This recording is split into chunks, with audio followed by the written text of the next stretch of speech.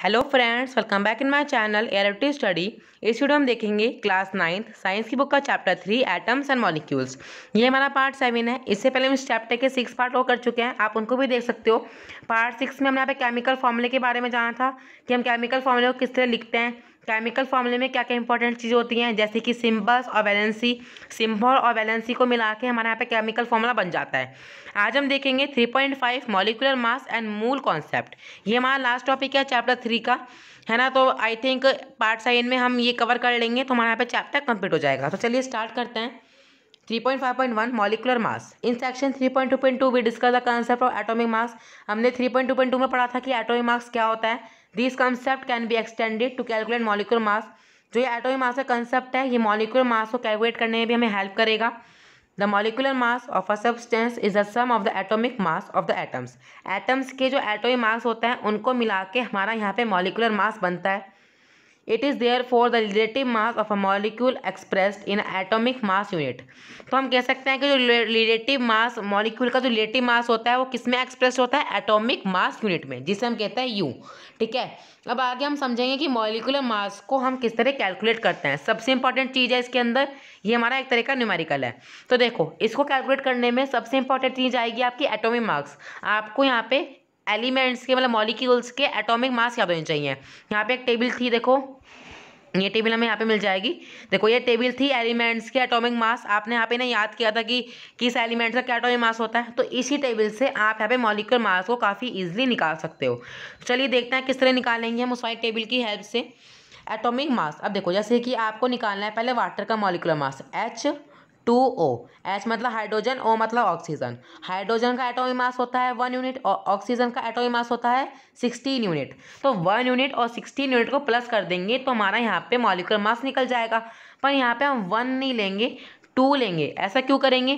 क्योंकि यहाँ पे हमारे हाइड्रोजन 2 होता है, वाटर में हाइड्रोजन 2 यूज़ होता है, ऑक्सीजन 1 यूज़ होता है। तो हाइड्रोजन को हम 2 लेंगे तो हाइड्रोजन 2 मिला के हो जाएगा 2 प्लस 16, तो ये हो जाएगा हमारा 18। तो इस तरीके से आप यहाँ पे मॉलिक्यूलर मास निकाल सकते हो वाटर का। एक और एग्जांपल देख लेते हैं, HNO3। HNO3 का किस तरह निकलेगा? यहाँ पे H है, N है और 3 है। H का यहाँ पे हम ले लेंगे 1, है ना, हाइड्रोजन का 1 होता है। N का ले लेते हैं 14 और यहाँ पे O3 ऑक्सीजन। ऑक्सीजन का वैसे तो 16 होता है, पर यहाँ पे 3 है तो 16 multiply 3 is equal to 48। 1 plus 14 plus 48 is equal to 63। तो इस तरीके से आप यहाँ पे किसी भी का मॉलिक्यूलर मास निकाल सकते हो। आगे हम फॉर्मुला यूनिट मास पढ़ेंगे। फॉर्मुला यूनिट मास भी बिल्कुल मॉलिक्यूलर मास की तरह ही है। The formula unit mass of a substance is the sum of the atomic mass, है ना। एटम्स के एटॉमिक मास को मिला के हमारा यहाँ पे फॉर्मुला यूनिट मास बनता है। Formula unit mass is calculate in the same manner. Formula unit मास ऐसे ही कैलकुलेट होता है जैसे कि यहाँ पे मॉलिक्यूलर मास को हम कैलकुलेट करते हैं।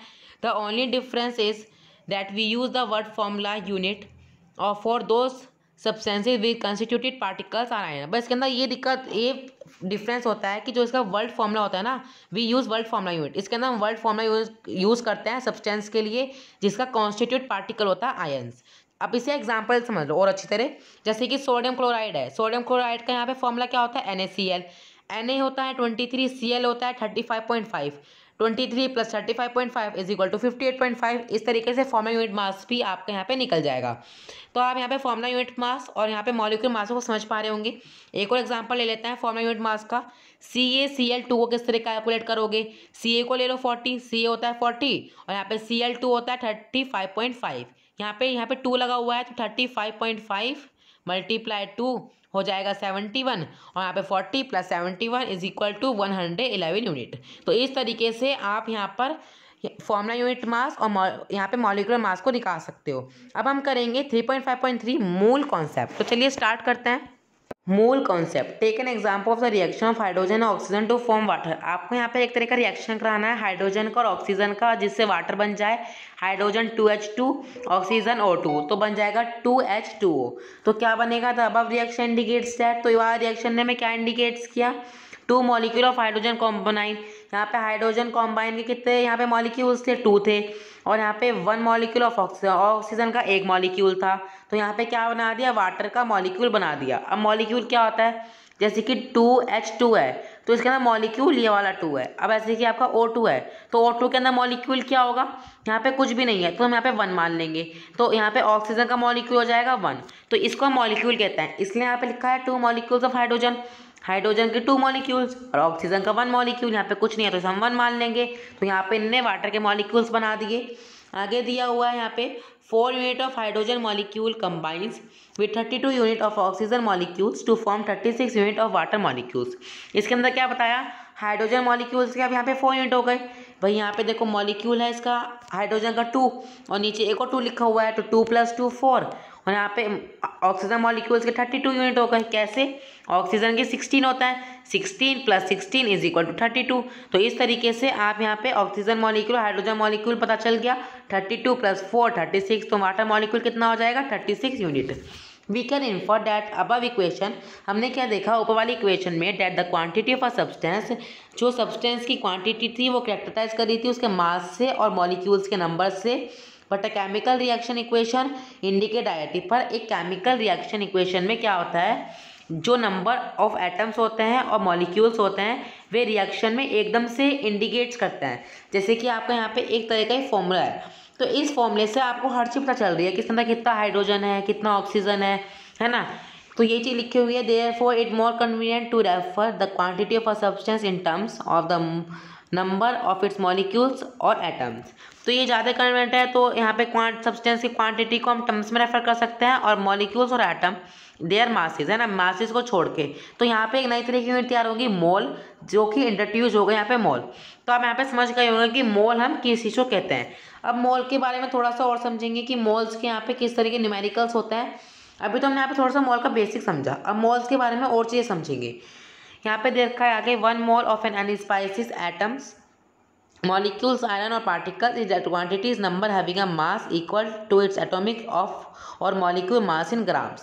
तो जो मोल है चाहे वो आपका एटम्स हो, यहाँ पे चाहे वो मॉलिक्यूल्स हो, चाहे आयरन हो, चाहे यहाँ पे पार्टिकल्स हो किसी भी चीज़ के, is that quantity number having mass equal to its atomic और मॉलिक्यूल मास इन ग्राम्स।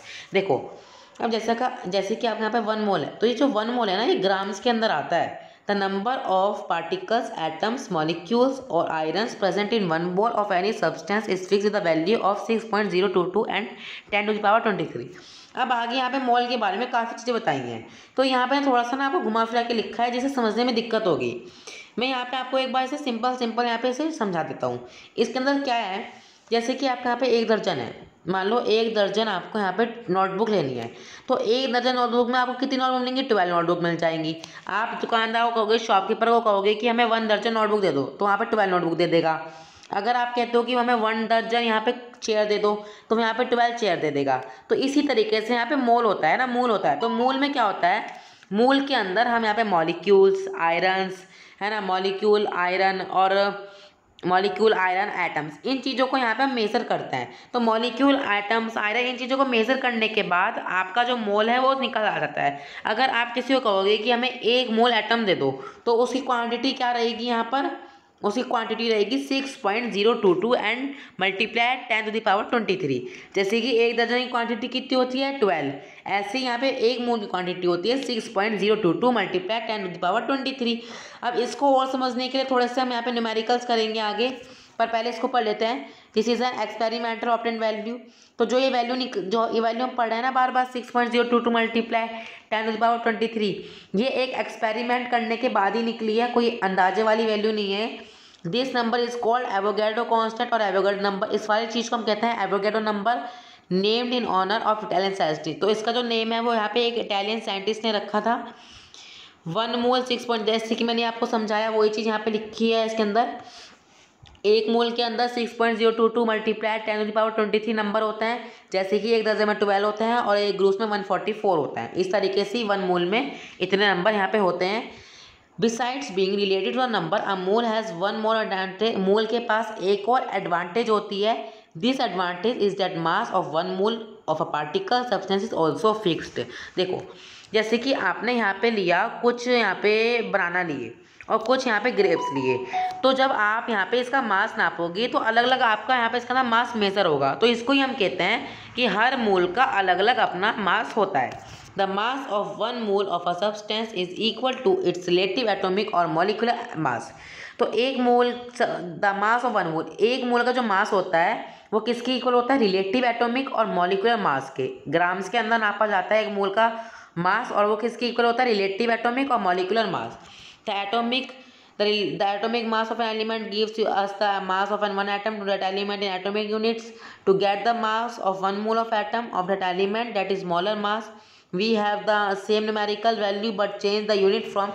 तो यहाँ पे बस यूनिट चेंज होगा, यू से जी हो गए, है ना। यू था ना यहाँ पे एटॉमिक मास यूनिट की क्या थी? यू।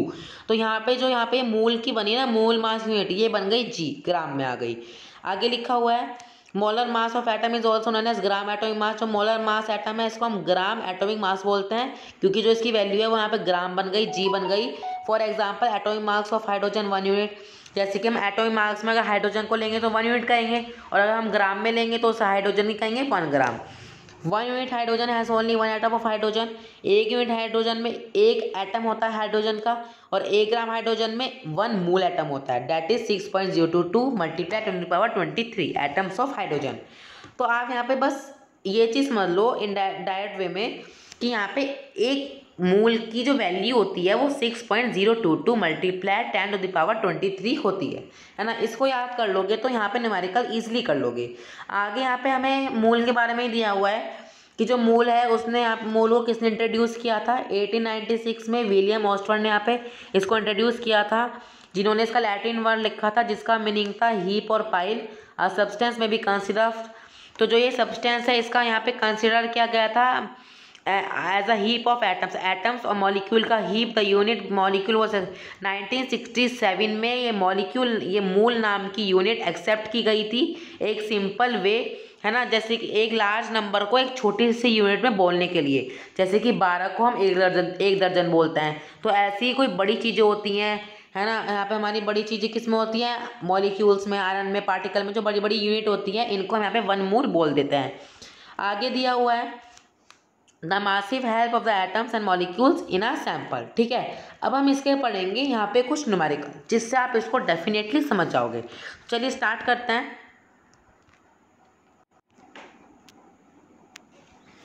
तो यहाँ पे हमारा फर्स्ट न्यूमेरिकल है calculate the number of moles for the following. यहाँ पे हमें नंबर ऑफ मोल्स को कैलकुलेट करना है। 52 gram of helium finding mole from mass. अब यहाँ पे हमें 52 ग्राम हीलियम दे रखा है, तो देखो इसका हम यहाँ पे नंबर ऑफ मोल किस तरह फाइंड करेंगे। पहले आपको पता है कि आप अगर यहाँ पे 1 मोल लोगे हीलियम का तो वो हो जाएगा 4 ग्राम, ये चीज़ हमें यहाँ पे पता है। तो अगर हम 1 मोल को हम यहाँ पे मेज़र करेंगे तो कितना आएगा? 6.022 इंटू 10⁻23, जो कि हमने पीछे पढ़ा है। तो अगर आप यहाँ पे नंबर ऑफ मोल्स का फॉर्मूला लगाओगे, नंबर ऑफ मोल का फॉर्मूला होता है गिवन मास अपॉन मोलर मास। गिवन मास अपॉन मोलर मास हो गया। अब गिवन मास तो कितना हो गया? 52 ग्राम दे रखा है, हीलियम के दे रखा है 52 ग्राम, तो ये हो जाएगा आपका गिवन मास। और यहाँ पे मोलर मास कितना है? 4, है ना। मोलर मास मैंने आपको बताया ना कि अगर हम, तो जैसे कि मैंने आपको यहाँ पे बताया कि अगर हम एक मोल लेंगे हीलियम का तो वो हो जाएगा 4 ग्राम, 2 लेंगे तो यहाँ पे हो जाएगा 8, 3 लेंगे तो हो जाएगा, है ना। तो इस तरीके से आप यहाँ पे 4 ले लो, 4 को 52 से कट करोगे तो वो यहाँ पे आपका निकल के आ जाएगा 4 1 जा 4, यहाँ पे 4 3 जा 12। तो इस तरीके से यहाँ पे हमारा जो नंबर ऑफ मोल है निकल के आ जाएगा 13। तो सेकंड टॉपिक में सीखोगे कि आप पार्टिकल्स कैसे निकालोगे, नंबर ऑफ पार्टिकल्स। ठीक है, नंबर ऑफ पार्टिकल्स का अलग फॉर्मूला होता है the number of moles is equal to given number of particles Avogadro number. इसके अंदर यहाँ पे एवोगैड्रो नंबर का यूज़ किया जाता है। तो हमको पता है कि 1 मोल में इतने यहाँ पे एवोगैड्रो नंबर होते हैं। तो यहाँ पे n is equal to n है ना, गिवन नंबर, ये वाला फॉर्मूला लगा लो। गिवन नंबर ऑफ पार्टिकल्स कितना है यहाँ पे? 12.044। ये आपको यहाँ पे दे रखा होगा, देखो दे रखा है ना क्वेश्चन में 12.044 मल्टीप्लाई 10⁻23। तो यहाँ पे से ऊपर लिख लो एवोगैड्रो नंबर कितना हो जाएगा? एवोगैड्रो नंबर हो जाएगा आपका 1 मोल में कितने होता है? 6.022 इंटू 10⁻23। तो इस तरीके से आप यहाँ पे नंबर ऑफ पार्टिकल्स हो जाएंगे 2। तो नंबर ऑफ पार्टिकल्स का फॉर्मूला होता है और यहाँ पे होता है एक नंबर ऑफ मोल्स का। तो बस के अंदर ये 2 ही फॉर्मूले हैं, इनको आप याद कर लेना तो आपके यहाँ पे न्यूमेरिकल्स ईजिली हो जाएंगे। एग्जाम्पल नंबर 3.4 तुम्हारा यहाँ पे अगला न्यूमेरिकल है calculate the mass of the flowing. हमें यहाँ पे 4 क्वेश्चन दे रखे हैं और उनके मास को कैलकुलेट करना है। काफ़ी ईजी है। 0.5 mole of N2 gas. Formula आपका वो रहेगा जो हमारा ऊपर वाला था, mass is equal to mass upon molar mass. ठीक है, तो मास कितना दे रखा है? मोल कितना दे रखा है? 0.5। और यहाँ पे मोल, गिवन मोल हम यहाँ से लिख लेंगे, गिवन मोल निकालना है तो मोल को ऐसे ही लिख लो। और मोल मास कितना हो जाएगा 28। 28 क्यों होएगा? क्योंकि यहाँ पे N2 है, N होता है 14 और यहाँ पे 2 लगा हुआ है तो हो जाएगा 14 + 14 = 28। तो यहाँ पे डिवाइड में, यहाँ मल्टीप्लाई में आ जाएगा 0.5 × 28 = 14 ग्राम। इस तरीके से आप यहाँ पे सबके मास कैलकुलेट कर सकते हो। ये काफ़ी इजी मेथड है ना। बॉस वाला फॉर्मूला लगाना है, आपको यहाँ पे थोड़ी सी शिफ्टिंग करनी है ना। ऊपर तो बिल्कुल डायरेक्ट लिखा हुआ था, बस यहाँ पे शिफ्टिंग कर लेना। शिफ्टिंग करना तो बहुत ईजी है, आपने मैथ्स में करते ही रहते होंगे, है ना। तो इस तरीके से यहाँ पे निकाल सकते हो। अगला है एग्जाम्पल 3.5। इसके अंदर हमको पार्टिकल्स निकालना है, नंबर ऑफ पार्टिकल्स। तो इसके अंदर नंबर ऑफ पार्टिकल्स निकालने के लिए वाला फॉर्मूला यूज आएगा, the number of moles = given number of particles upon Avogadro number. तो इसके अंदर ये वाला फॉर्मूला याद यूज आएगा, आप इसको लगा के यहाँ पे इजीली कर सकते हो।